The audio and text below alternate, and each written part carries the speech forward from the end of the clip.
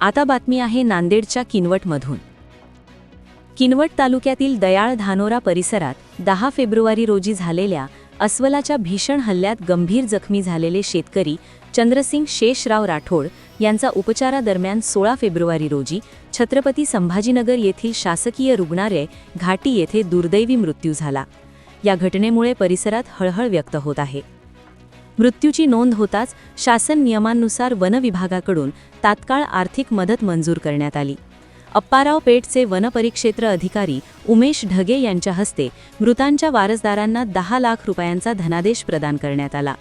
ही मदत श्रीमती कल्पनाबाई चंद्रसिंग राठोड, कुमार चंद्रसिंग राठोड व धर्मराज चंद्रसिंग राठोड यांना देण्यात आली। यावेळी माजी सैनिक प्रकाश जाधव, वनपरिमंडळ अधिकारी श्रीराम व्ही सज्जन, वनरक्षक D Kadampalle, Krishna Ghayal, R Vanve, Santosh Sargude, Ganesh Sapkal, B Jadhav, Vasant Bhalerao, वाहनचालक ज्ञानेश्वर माहुरे, संगणक चालक कुलदीप पाटील तसेच सरपंच, उपसरपंच, पोलीस पाटील, नाईक व गावातील ज्येष्ठ नागरिक उपस्थित होते। दरम्यान या घटनेनंतर ग्रामस्थांमध्ये भीतीचे वातावरण असून वन विभागाने नागरिकांना सतर्क राहण्याचे आवाहन केले आहे।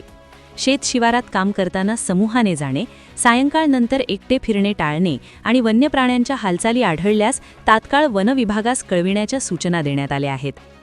Bureau report, cheeky news, Kinwat, Nanded. तुम्ही पाहत आहात महाराष्ट्राच्या कुशीतलं GK न्यूज मराठी, सात जनतेची, भूमी महाराष्ट्राची।